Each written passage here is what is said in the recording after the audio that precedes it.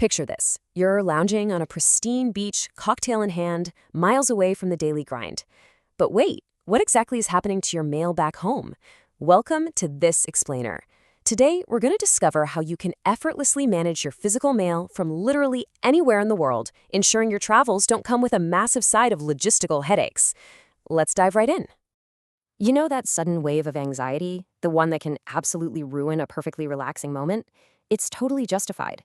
Because your mail isn't just a pile of annoying coupons, right? It's your actual identity, just sitting out there in the open. A stuffed mailbox is essentially a flashing neon sign to anyone walking by that your home is totally empty and unguarded.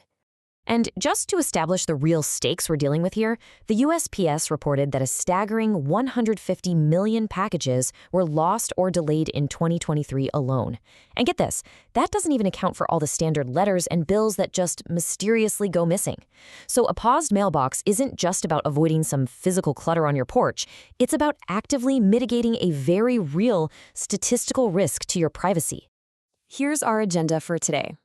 We'll start with the mail management dilemma, then look at postal service mail holds, followed by virtual mailboxes and forwarding. After that, we'll cover digital tips and security, common pitfalls to avoid, and wrap up with our conclusion and disclaimer. Section 1. The Mail Management Dilemma. Even in our hyper-connected digital age, highly sensitive information, think tax documents, new credit cards, and legal notices, still travels through the incredibly vulnerable physical postal system. Now, people often confuse the two main ways to handle this, so let's clear that up right now. A mail hold simply pauses your delivery. It basically changes when your mail arrives. Redirection, or forwarding, on the other hand, intercepts your mail entirely. It changes where your mail goes by sending it to a completely new address. Moving on to Section 2, Postal Service Mail Holds. If you're just heading out on a standard vacation, traditional postal carriers are going to be your absolute best friend. But keep in mind, global hold limits vary wildly depending on where you actually live. Just take a look. The USPS tops out at 30 days, which is perfect for a standard getaway.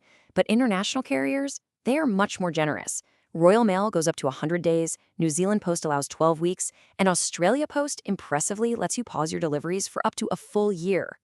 Honestly, the best part is that setting this up online is surprisingly easy. For example, with the USPS, you literally just log in, verify your identity, and pick your dates. Australia Post and Canada Post follow a very similar, straightforward flow.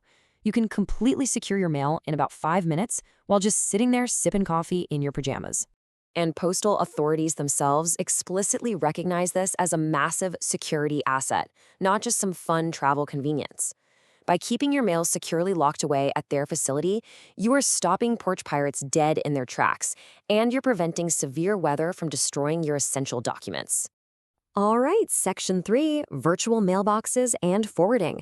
Because let's face it, if you're an expat, a digital nomad, or just traveling indefinitely, a 30-day pause simply isn't going to cut it. This is exactly where third-party virtual mailboxes like Earth-class Mail or Anytime Mailbox step in to save the day. Basically, you give your contacts a new physical address provided by the service. Then, when mail arrives, the company scans the outside of the envelope straight to an app on your phone. With a single tap, you can tell them to open it and scan the contents into a PDF, securely shred it, or physically forward it to wherever you happen to be in the world. It's like magic.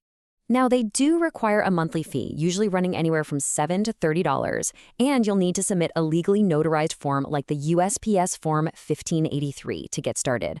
But the payoff? It's massive. This kind of permanent 24/7 access and the high-tech features completely untether you from ever needing a physical mailbox again. Section 4. Digital Tips and Security.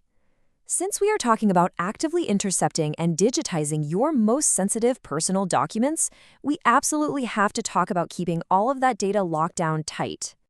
Whether you decide to use a national post office or a third-party startup, you are always going to be asked for government-issued ID.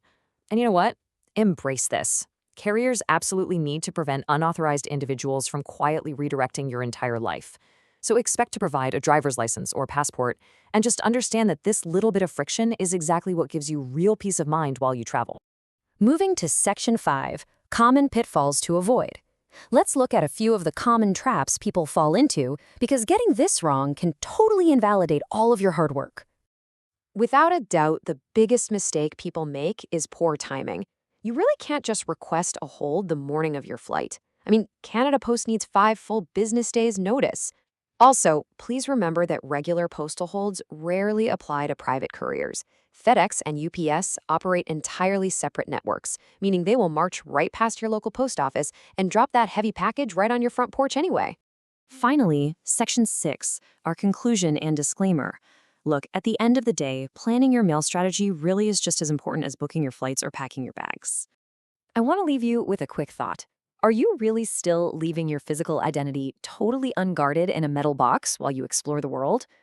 Remember, your physical mail is a direct extension of your digital security. You have to take control of it. I would absolutely love to hear down in the comments how you plan to manage your mail on your next big adventure.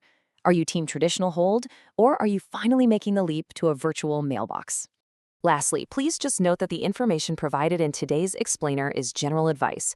Postal regulations and pricing change all the time, so always verify the specific terms directly with your local postal carrier or your chosen service provider to ensure your unique, individual needs are met. Thanks so much for joining me today, and safe travels out there.